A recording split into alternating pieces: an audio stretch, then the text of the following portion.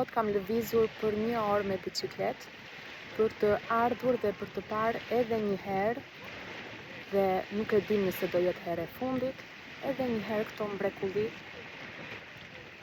që na rrethojnë. Mrekullit me të cilat ne jemi rritur dhe sinqerisht nuk e di se si ju bën dora more të poshtër që t'i shisni dhe t'i zaptoni dhe t'a prisni këtë pyll të bukur dhe t'a merrni këtë det të virgjër, të mrekullueshëm, me këtë rërën këtu, me të cilën kemi luajtur që kur kemi qenë fëmijë, kemi kujtimet tona më të bukura,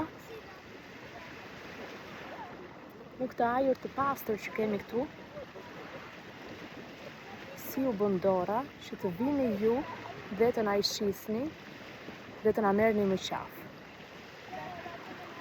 Të ndërhyni në zonë të mbrojtur, të prishni një ekosistem, të vendosni garde, kantiere ndërtimi dhe të shkatroni jo veç natyrën, por të gjithë njerëzit, banorët e zonës dhe jo vetëm. Se çdo kush që ka ardhur një herë të vetme këtu, ka lënë zemrën. Ka lënë zemrën në këtë vend kaq parajs që na rrethon. Dhe nuk e di në qoftë se ka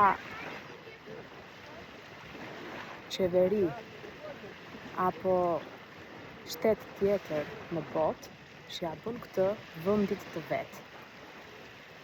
Dhe nuk e di nëse ka disa lëpirësa si puna e këtyre që i vinë rrotull qeverisë tonë dhe politikanëve tanë, të cilët kujtojnë se është zhvillim të vish dhe të ndërtosh dhe të zaptosh dhe të shkatrosh zonën e mbrojtur.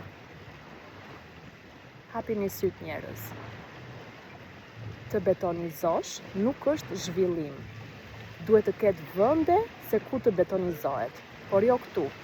Jo në këtë zonë dhe uroj që të gjithë njerëzit të ndërgjegjësohen dhe të bashkohen në protest, sepse me ç'duket siç është nisur, jo vetëm kjo zonë kaq e bukur këtu, jo vetëm këto pisha këtu që do prihen, por e gjithë Shqipëria po vazhdon të shitet. Cop e nga një cop. Dhe sinqerisht jam ndier keq. Jo se jam rritur në këtë zonë, jo se kam bërë plazhin këtu që e vogël, jo se kam kujtime aq të bukura në këtë zonë, por jam ndier keq për të gjitha gjallësat, për këtë ekosistem të mrekullueshëm që ndodhet këtu, që të vini t'i shikoni breshkat e detit, flamingot, të gjitha gjallësat këtu, të shkatrohet një ekosistem i tillë vetëm sepse u do qefi disa personave, nuk e di. Sinqerisht.